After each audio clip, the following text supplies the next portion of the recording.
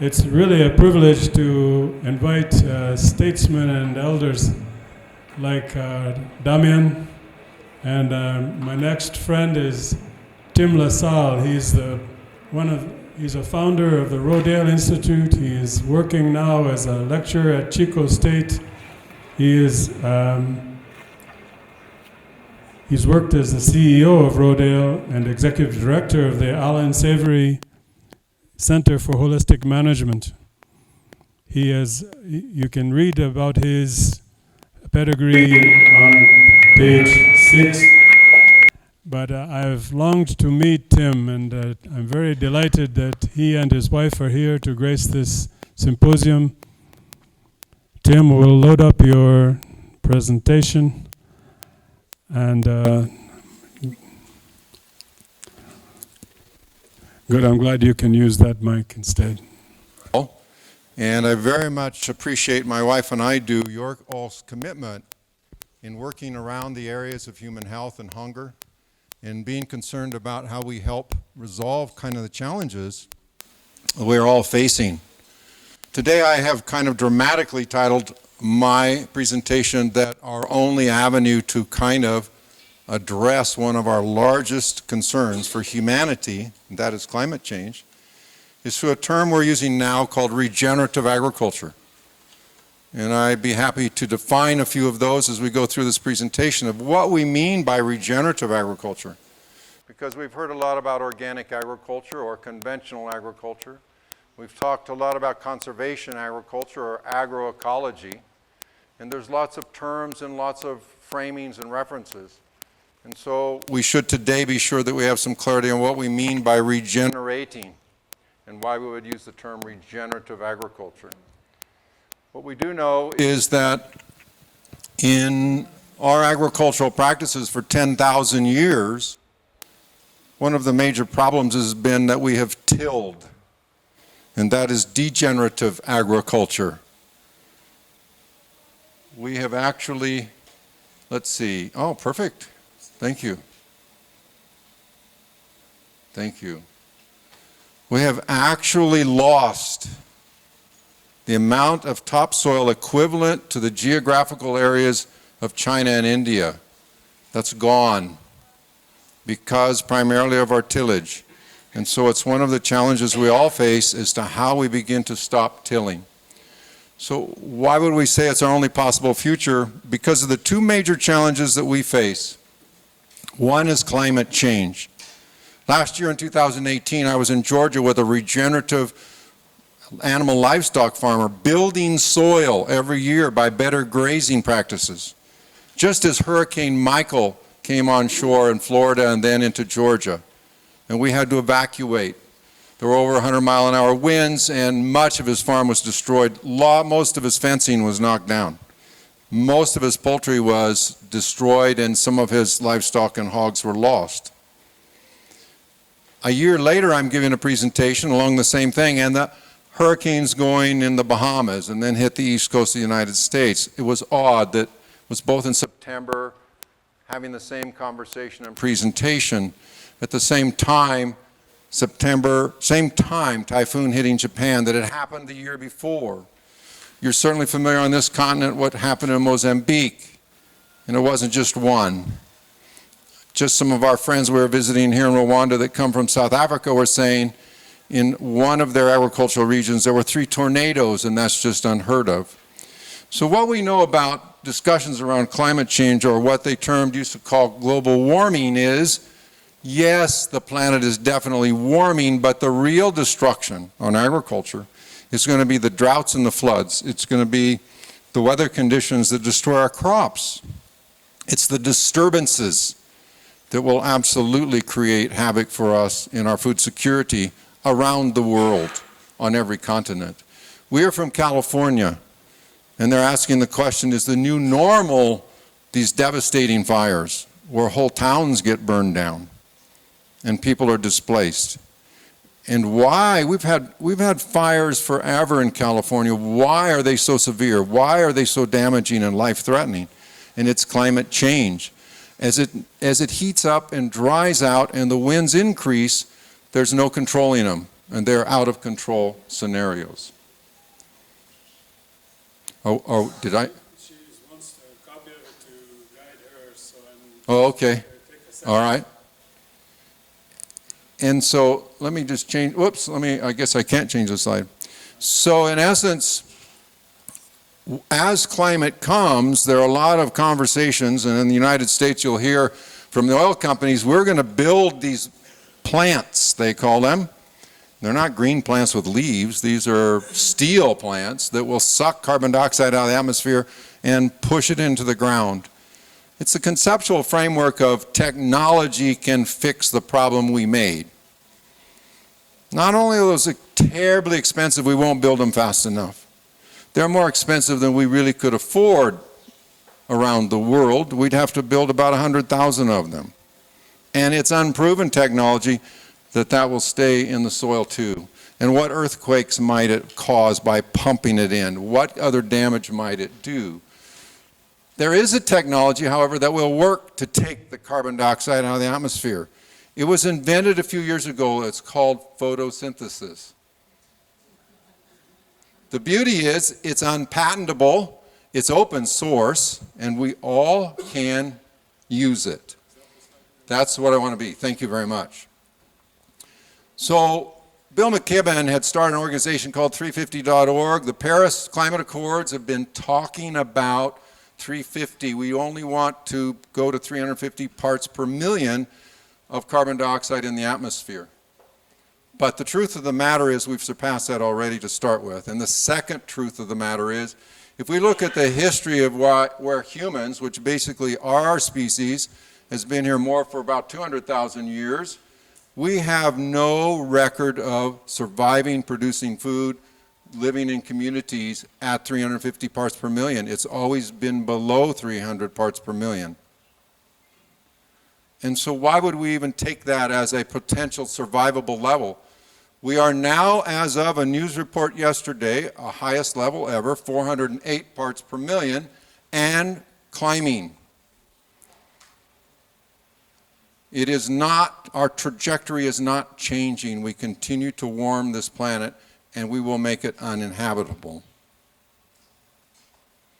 As a matter of fact, books were written about the sixth extinction, and we're on that pathway pretty fast. So this is a crisis for us. We're in a crisis mode. We know industry releases a lot of carbon dioxide through our fossil fuels, through our vehicles and our heating and our manufacture, but soil loss, in a historical sense, is more than what the fossil fuels has been. And if we continue to warm and all of this methane that's been stored in the Arctic is released, it will be so much more that it really will be a very quick sixth extinction. What's occurring is climate change is happening faster than what scientists told us it would, much faster. We were talking about it as a problem for our children and grandchildren, and it is, but now it's already a problem for us. The discussions of the 1 meter or 2 meter sea rise are very conservative levels, because at the kinds of heating rates we're going to be, in just the same article they were talking about 60 feet or in essence 20 meters, and that's not at 17 degrees Celsius increase, that's more in the 4 degrees Celsius range, that they're looking at much higher levels of sea rise. So agriculture contributes to climate change primarily through our tillage. We release the carbon that we need in the soil to the atmosphere.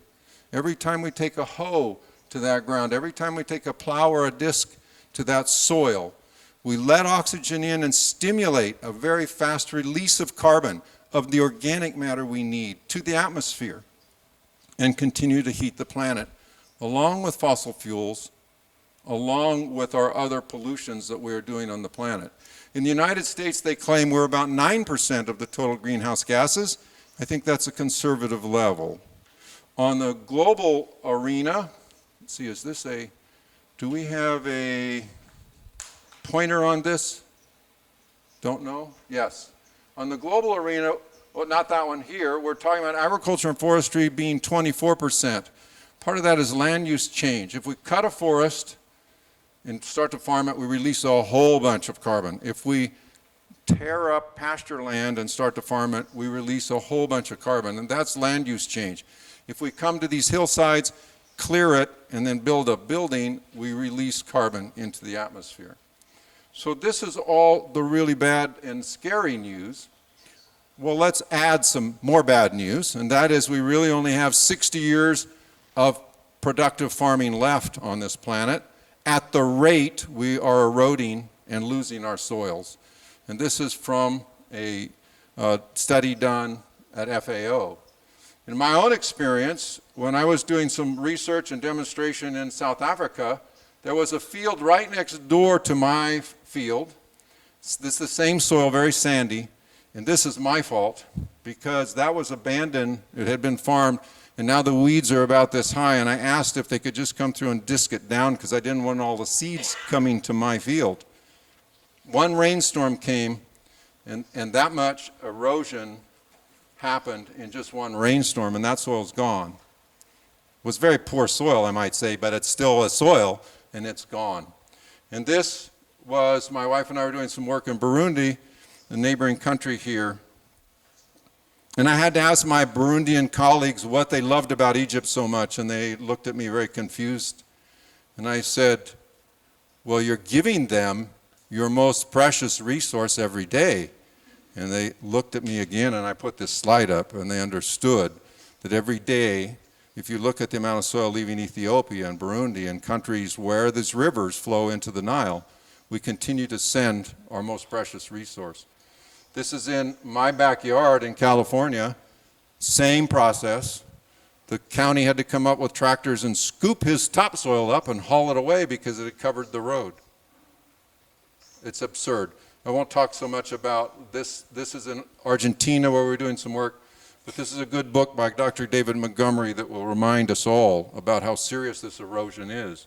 And if we think we've learned anything, we had the Dust Bowl that we thought we learned so much in the United States, started government agencies, went to the universities, taught farmers how to protect our soils. And so in 1930s, we lost so much soil, and that was the Dust Bowl. Have we learned much? This is in 2014. We still see the soil blowing away.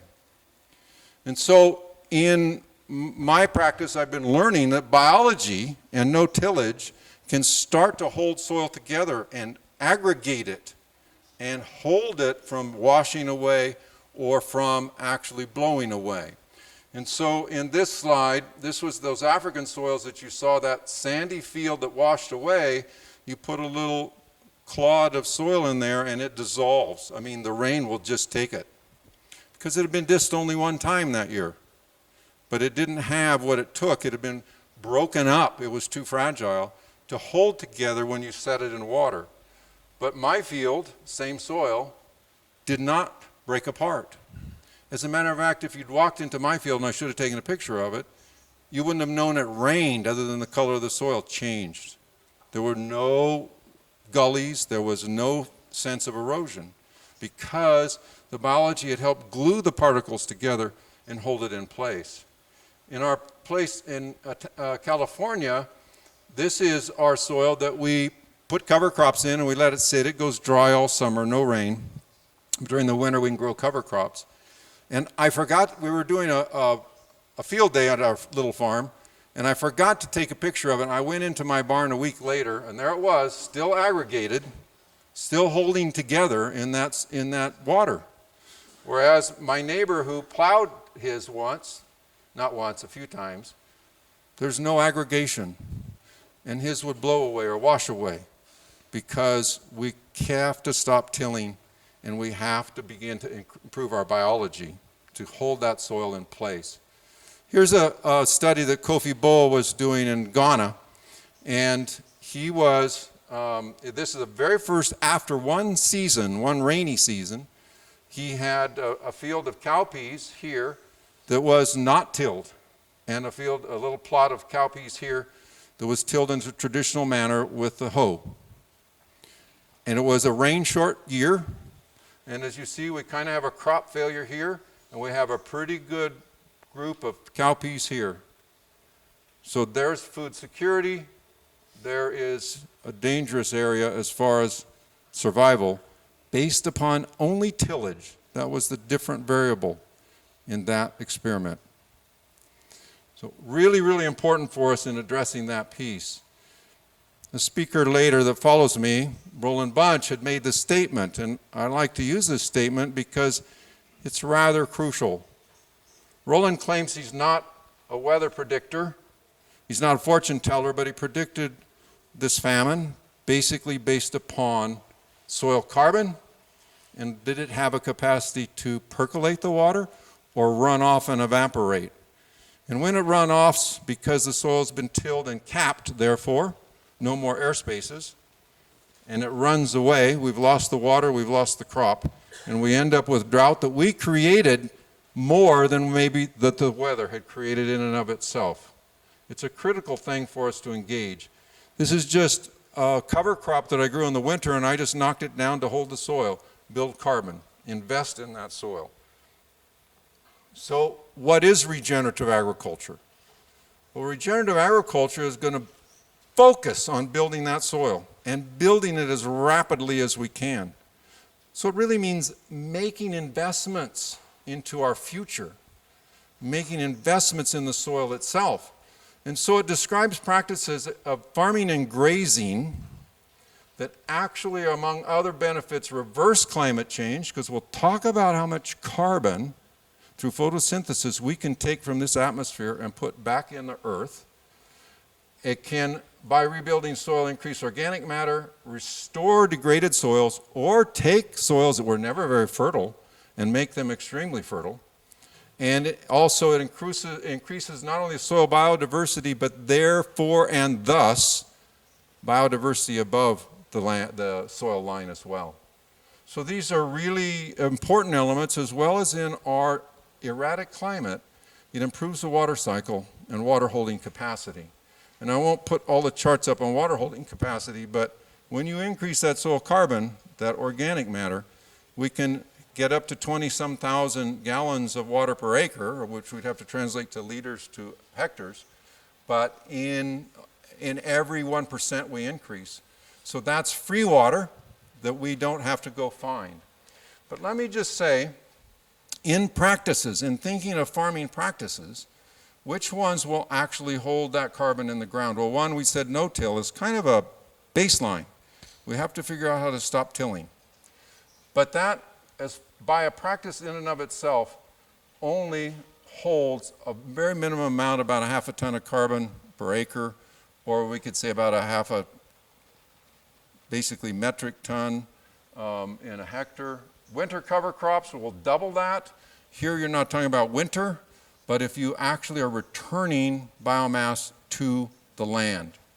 So returning biomass is a really crucial element. Dr. David Johnson and I did some quick calculations, and this is not scientifically verified, it's not, but it's maybe a rule of thumb to think about. And that is that we were asking the question, because we're still interested in doing research on cotton and regenerative agriculture. When you harvest cotton, how much do you take away from the land? And with the old cotton plant and residue, how much carbon do you leave on the land? And we found that you basically remove 40% in your cotton, fiber, and seed, and you leave 60% plant for the ground, for the organisms. In corn, in maize, it's the same equation. You harvest, when you pull the corn up and take it out of the field, it's about 40%.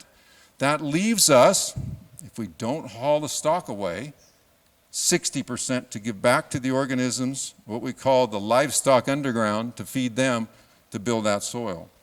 What we have found also in grazing, with grazing where it is multi-paddock, short time exposure, high impact. In other words, bring the animals in for a very short time, let them only eat about 40% of the grasses, let them trample a little bit, and get them off and let the grasses regrow.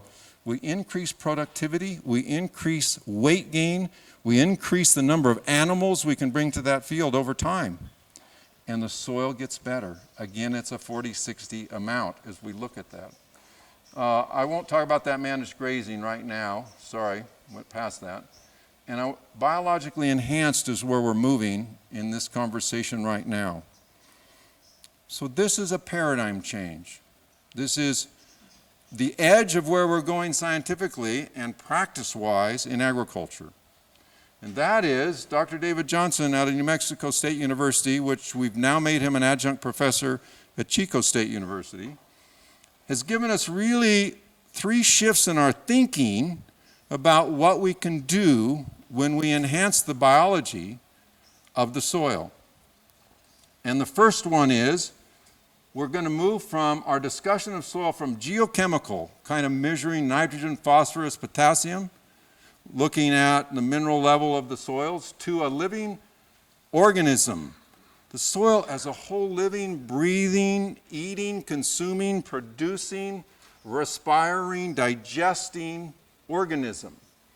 And if we get a fungal to bacterial ratio in those soil organisms of at least 1-to-1, and we'd like it higher, then what we're going to see is we're going to see a whole bunch of organisms that are quorum sensing. And what this means is these organisms will work together to create nutrients for the plants that they can't do by themselves. So it's like when we come together, we can create something more than any one of us could do by ourselves. And that's what happens with the organisms. You know, in your gut, it's full of living organisms. And these produce vitamins and minerals. They help build your immunity system or take it down if you are sick. When you're healthy, it improves your moods. It affects your moods and your psychology, literally, your attitudes. And if it's off balance, it's depressive, or it drops your ability to fight diseases, etc. The same in the soil. And this is where not only do we get quorum sensing, producing nutrients for the plants, we also get self-fertilization. And what we're meaning by this is we have less and less of a need to the point where we have no need for fertilizers. And this is what the organisms can actually bring in collaboration with the plant. We'll talk about that a little bit more. So that's a huge paradigm shift. I don't know what all the fertilizer salesmen are going to do, but hopefully not sell any more fertilizer when we get very, very healthy soil, because fertilizer destroys our water systems, kills the biodiversity, releases carbon dioxide when they're made, polluting the atmosphere. The second paradigm change is that we can capture more carbon than we ever imagined. And what this means isn't necessarily that we capture it and hold it there forever and it's sequestered. Doesn't matter, I don't like that word anymore. I use carbon capture, but that's not fair either. What it is still a living system. And the carbon continues to cycle. But what we're doing is we're increasing the amount. And it just keeps getting bigger and bigger and bigger. When Roland Bunch told me in the 80s in Central America, when I saw him there, that they were making soil at over 1 inch a year, he said there's no textbook that says you can do that. And that's true. The universities are not up to speed with this yet. But what that means is that inch of additional soil is no longer in the atmosphere as carbon dioxide, but through photosynthesis, that carbon dioxide with water and sunlight has been transferred to now carbon-rich substances that are now down here, out of the atmosphere, on the ground, or in the ground. So in this biological enhancement, we can move probably from about 1/2 ton capture per acre to maybe to 10 to 19 tons. And if we can get this happening, we could on our farming ground bring our parts per million from the atmosphere from 408 back to 280 pre-industrial level. And that makes a future for all of us. So that's one of the most exciting things if we can rally together to get it done. What about crop productivity? Here was something I didn't know was possible.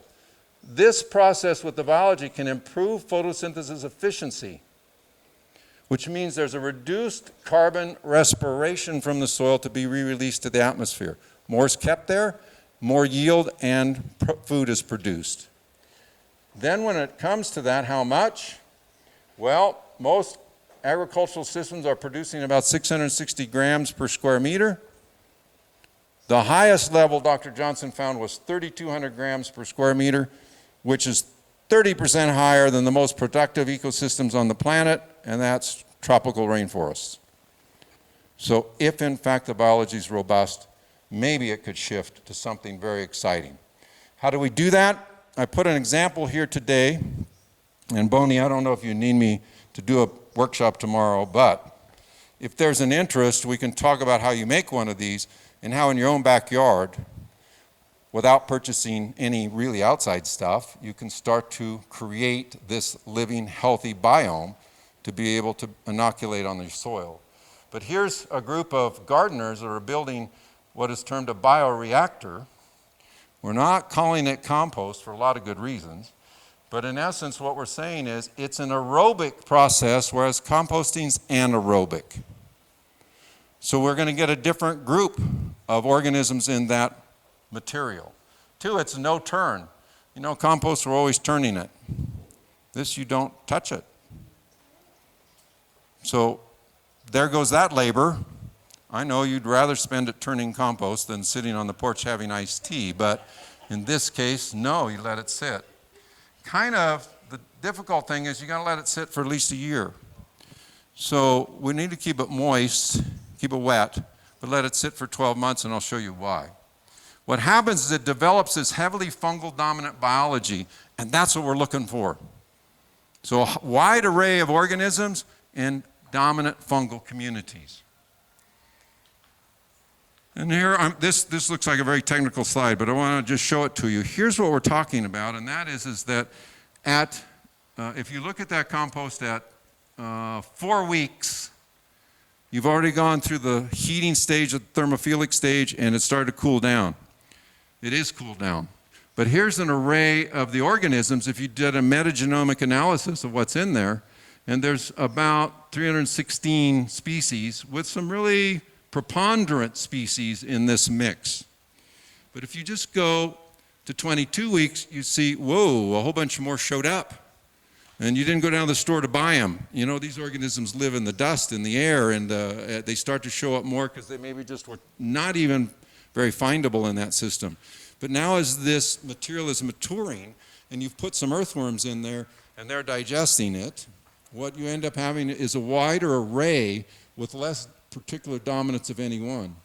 And here at 60 weeks, which, you know, is just past a year long, you end up with this huge, diverse, healthy, biological inoculant that can go into your fields.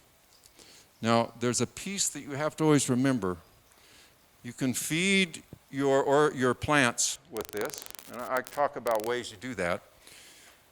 But if you clear your field and leave it fallow, there's nothing to feed those organisms.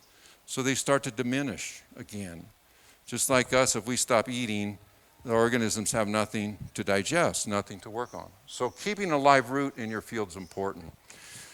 And roots, you know, are where it's at. I'm beginning to really look at soil, never again as that brown stuff that you pick up in your hand. I'm beginning to really understand soil. And the only true definition of it in my framing now is all of that mineral matter and organic matter, but all of that biology in those roots and the plant. Because I think it's dirt otherwise.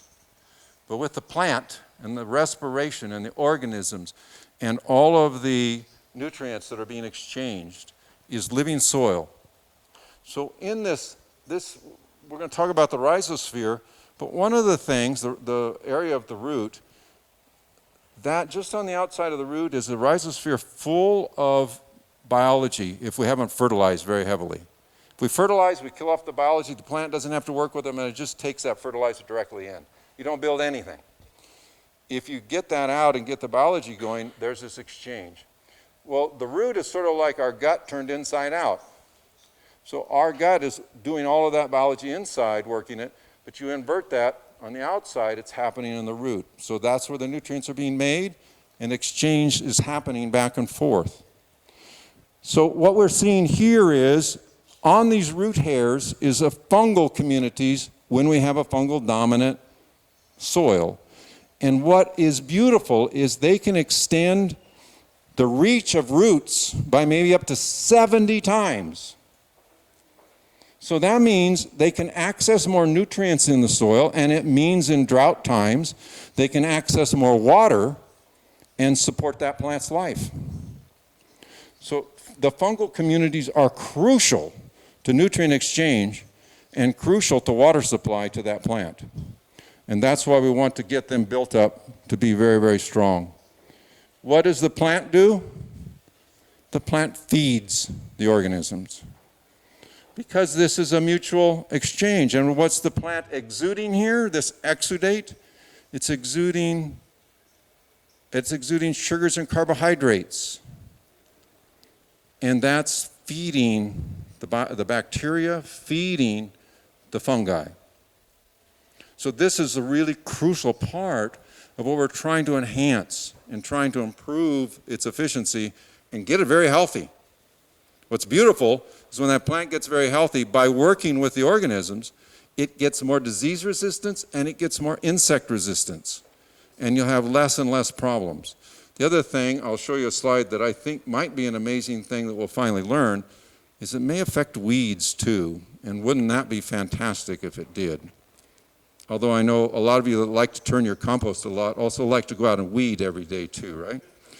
So, but here is 1.5 years of putting this biology on a cotton field in New Mexico. That's the response. So that's no fertilizer and compared to normal fertilizer. David grew a cotton crop 7 years later and got over 5 bales. His cotton was 6 feet high.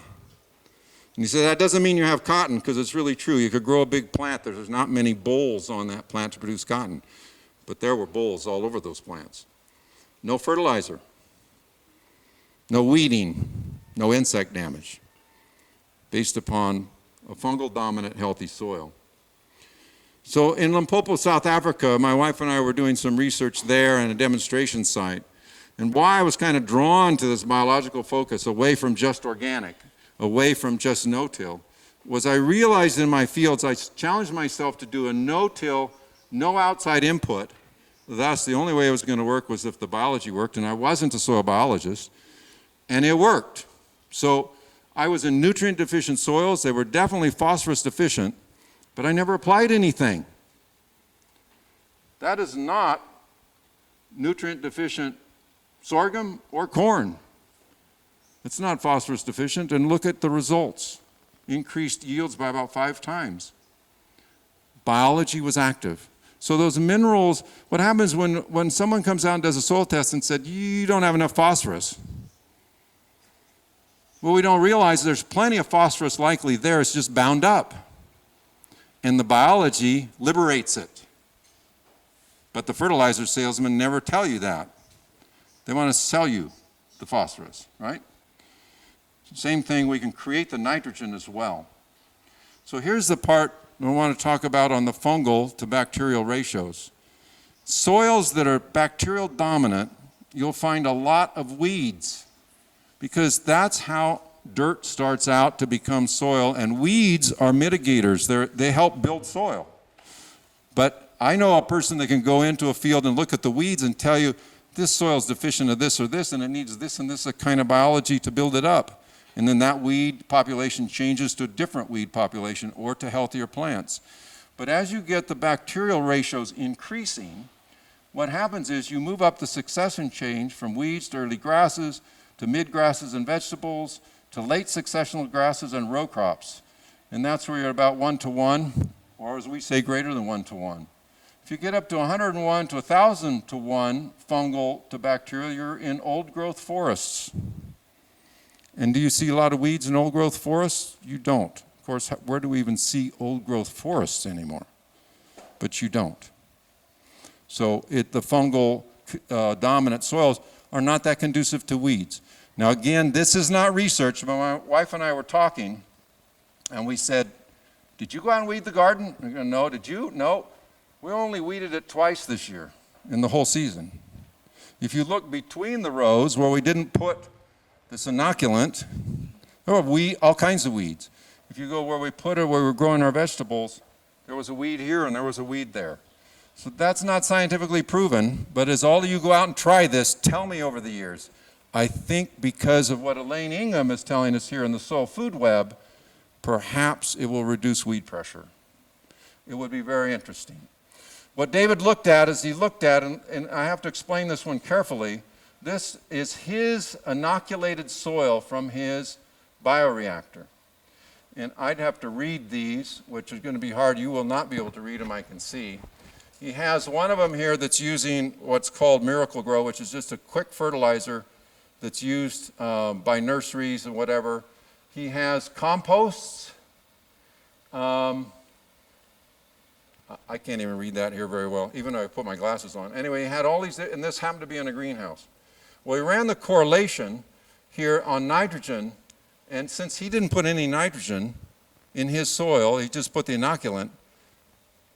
Look at that, no nitrogen. But look at his yield, his productivity. And then when you looked at phosphorus, again, here's his yield and productivity, and there was, again, a very poor correlation. It wasn't like the pots that had the highest phosphorus did the best. And then when he looked at potassium, it was the same thing.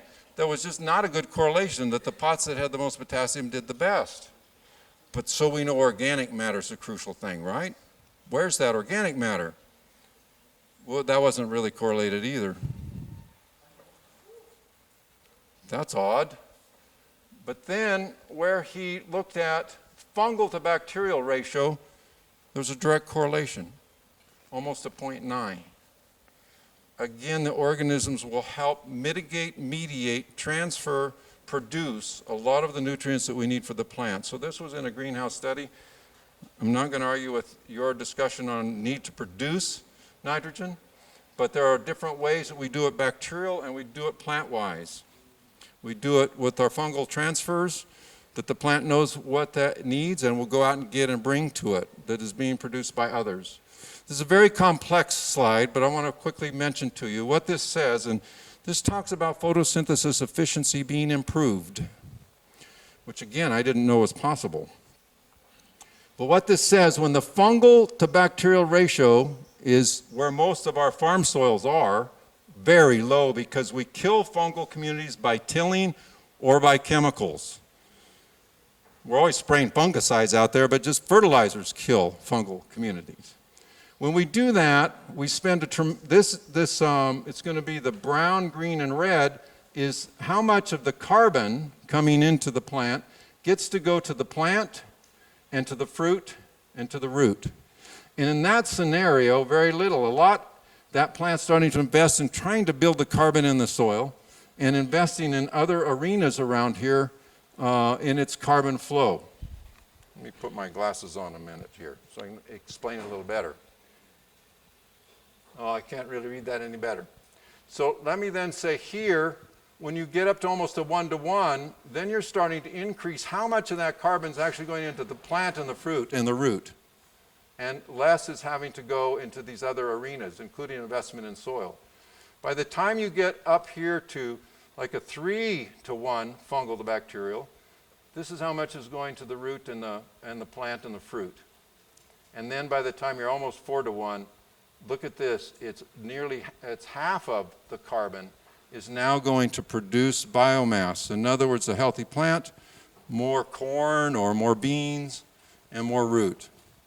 And that's where the system's starting to get robust. That's a biologically enhanced soil that we can all do in our own backyards.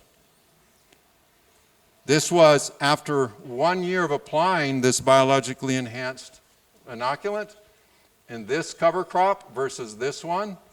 In the first year, it went from 50 grams per square meter to 250. That's all the difference, just adding biology 5 times. This eventually moved into that very, very high, over 3,000 grams per meter in this field.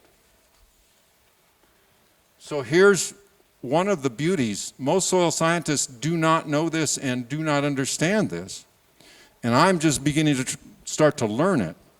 But as you get, most people will say, most they can come from Yale, or they can come from Harvard, or they can come from Michigan State. It doesn't matter. They'll tell you soil respires about 50% of its carbon. So soil respiration, just as it breathes it out, the organisms digest the organic matter and release carbon dioxide to the air. When your fungal to bacterial ratios are way less than 1, you're losing over half your carbon to the air. As these fungal ratios improve to 1.6, 2.3, 3.2, or 3.68, you're only losing now 10% of your carbon to the air, and you get to keep the rest for fertility, for plant growth, for yield. And it's not going back to the atmosphere. So it's not a linear effect.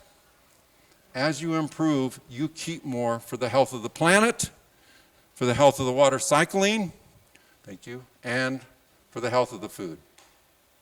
10 times increase in soil carbon mass. When you look at this, it's all about the fungal to bacterial, and 4 times reduction in respiration.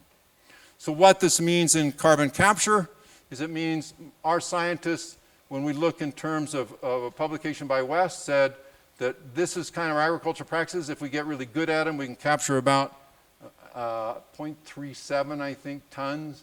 Niggli out of Switzerland did a summary, and he said we can get about 0.2 tons. Ratan Lal out of Ohio State University says, and he has a soil carbon climate center, says we can get about 3/4 of a ton. But David Johnson's work says that's 10 tons when you get the biology healthy. So he's being rejected around the world because he's pushing against the paradigms of the old thinking. And we at Chico State are working very hard to replicate his work to see if we can't break through that scientific mindset. And then farmers are saying, heck with you universities, let's just go do it. And they're actually doing it. And at his most robust level, it was almost 20 tons. So Gabe Brown, a farmer in North Dakota, all on his own uncovered the same level of capture that David Johnson did in his test plots. So this is a farmer who's actually been doing it. But he was, when he implemented no-till, started to increase his carbon. Then with cover crops, it helped more. Then when he got to be a 3% organic matter in his soil, and he moved to a multi-species cover crop, it took off. And then when he added livestock to graze the cover crops and get them out, it really took off to where he has the same level as David Johnson on capture. But I want to make a point about cover crop species, and that is that we're finding multi-species diverse cover crops make better soil faster. Well, here is a Canadian experiment, and this is triticale grain in a rain-short year that is failing as a crop. Right next to it, same amount of rain, is a multi-species cover crop. We're getting a lot of biomass. We're getting a lot of production. No more water. Same farm, same soil. And there's the triticale that's part of the mix. There's going to get more of a crop of triticale, if that's what you're looking for, just out of that multi-species cover crop. Because of the diversity, the fungal communities, the cover that ends up on the soil, and holding the moisture and utilizing it in place. Very quickly, if we go to grazing lands, we can convert, if we practice it properly. The cattle will bring the biology in themselves. We can move desert from this to this. Productive, capturing carbon, and producing meat for the world's hungry. What we can do in regenerative agriculture is that we can build soil health, soil fertility, improve the water cycle, take all of our excess carbon dioxide out of the atmosphere today, begin that process today, and give us all a chance for a much better future, eliminating hunger, cleaning our water systems and eliminating those dead zones around the world where fertilizers have gone out to the ocean and killed them, and absolutely producing the amount of food we need. So I know I have 2.5 minutes left, and I'd like to respond to any comments or questions that you might have. Thank you. Like, if anybody's interested, I would do a workshop on that bioreactor tomorrow. You will check on that, Bonnie? Okay. Okay. On the practical part? Okay.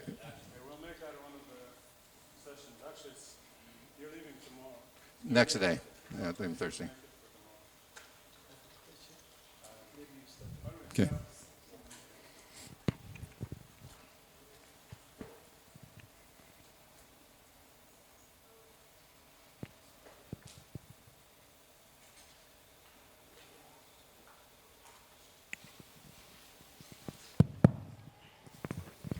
Thank you so much. My name is Rosine, and I work for an organization called Bridge to Rwanda, also working in conservation agriculture. And I was super enlightened by what you just presented. It was really amazing. And personally, I learned that no-till is at this end, so it's just the beginning of a regenerative agriculture process, and that's what really I took home. And I had a few questions, and maybe I can keep asking tomorrow, but how you mentioned about how if you are harvesting, for example, for the corn, you can harvest and take 40% away and 60 remaining. What are the kinds of methods that you suggest in harvesting that make sure that people can take out what is needed and leave everything else on the farm? So you know better than I do how difficult it is where there are grazing cultures that have a history of coming in and grazing all of the biomass off and leaving the soil bare. You know, that soil's going to heat up, we're not feeding the biology, the soil fertility is going to decline. Those are challenges that are cultural, that are economic, that are kind of community-based. And those are things that I think we're going to have to work on and try and figure out. But reinvesting in that soil and soil biology means feeding it. And feeding it means also, as a no-tiller, you know, keeping the soil covered. That cools the whole planet to keep it covered. That soil, as you know, if you go out to bare soil, in South Africa, I got soil that was so hot it would burn me if it was bare. Well, that reflects heat back to the atmosphere. So we need to keep it cooler to keep the biology alive, to cool the planet, and to feed the organisms. A lot of what you're talking about is cultural. Because if you harvest corn and you take the ear out, all that stalk and leaf that's left, if it goes back, you're doing a 40-60 run. If you can leave it there. If you can only leave 50% of that, do. But grow something between, like we started a process of growing bush mucuna between corn in Africa, so that you didn't eat the bush mucuna, you just chopped it down and left it there. So if you're hauling some of the stalks away, leave that material. Let's use all of our photosynthetic space. I always remember a farmer taught me, he was growing grapes, and he trellised his raisins up high, and he said, I'm not farming acres or hectares, I'm farming square inches of photosynthesis. So let's leave no bare soil around, get a leaf there to capture it and to make carbon and to feed the organisms. And we can talk tomorrow more too. Thank you. Thank you. I have a question on using the glyphosates. What is your opinion on that? You mean cancer-causing glyphosate? Like the Roundup, I mean the weed killers. Weed and other killers. So glyphosate, none of us are ever exposed to glyphosate. Why? We're only exposed to Roundup or a product like that. And here's the really dangerous part that we don't really understand sometimes when they want to refer to it as glyphosate. That's the active ingredient which is patented as an antibiotic. So you're going to put an antibiotic on the soil that I just asked you to build the biology? You're going to go kill it now? That's to start with. Secondarily, we're only affected by Roundup or a product like it that has an adjunct that didn't have to be tested for safety, that can penetrate all kinds of cells, get into the DNA. It's more toxic than glyphosate. That's why it has a human effect. It can have animal effects. It has biodiversity effects. All of our herbicides, all of our pesticides, all of our fungicides are sides. They kill. How can we go out and build life today, not how can we go out and kill something? And that's the process that when we get the biology right and we feed it, everything gets healthier. When we get more diversity, everything gets healthier. And that's what we're trying to do with a biologically enhanced system. Okay, thank you. I'm Janet from DRC. Thank you. And I didn't understand when you said that we have to include grazing into You don't have to, regenerative. but you could. You don't have to, but you could. Please continue. And use it positively. And use it positively. You could. So what are you growing? What are you growing? What crops are you growing? Cassava, maize, beans. So, and you have 2 seasons? 2 seasons, okay? And do you have any time between those seasons where you're not growing a crop but you still get some rain? Or there's still moisture in the soil? 2 or 3 where there's still some moisture in the soil? So if you don't have the rain, we can't have this conversation. If you have the moisture and your maize has been mature and you've harvested it, and then you maybe are coming in with cowpeas or some beans or something along the line after that, but there's a window in between. There's a chance you could grow a quick cover crop of multi-species, very diverse, and come in and just graze that down and trample it down, and then come back in and plant your corn. And when Roland Bunch talks about cover crops, he's going to talk about all the nitrogen that's there, but it's all the biology that's there, it's all the soil health that's there. So you come in that short time period and do some grazing. But I don't encourage you to necessarily do it. Gabe Brown did it in a scenario, very controlled and planned, but he had 5,000 acres. All right? And so that's why we like the biologically enhanced, where you make it in your backyard and just put it there. And you don't have to have the livestock, but you can manage them if you have them. Merci pour la parole. Est-ce que je peux trouver quelqu'un pour faire la traduction du français en anglais? Merci. Je dois d'abord dire un grand merci pour l'exposé de Tim. Un travail qui est très scientifique. I want to thank you for the work or for the presentation, which is quite scientific. Avec un très grand professionnalisme. With much professionalism. Et merci beaucoup en tout cas pour le partage de votre résultat de recherche. And thanks for sharing the results of your research. Mais ma petite question pour mieux comprendre. I have a question for you to Ça, understand more. apparemment, c'est un travail qui a été fait dans les stations de recherche. That was work that was done at a research center. Et ce sont des résultats de la recherche. Ce sont des résultats de la recherche. Okay, and these are the results of that research work. Ma question est celle-ci. Est-ce que vous avez pu, ou peut-être vous planifiez, transférer ces résultats au niveau des communautés rurales et pauvres pour voir comment ça pourrait vraiment faciliter ou aider la population rurale pauvre d'Afrique pour, sincèrement, comme ça a été dit pour le premier exposé, pour atteindre la sécurité alimentaire durable avec une nutrition équilibrée et rationnelle. Merci. So I perfectly understand that this work was done in research centers. So is it possible to transfer what you did in research centers to like our rural Africa where there is poverty so that they can attain a level of food security? That's basically his question. Yeah, that's what I want to talk about tomorrow, practically how you might make this and then apply it.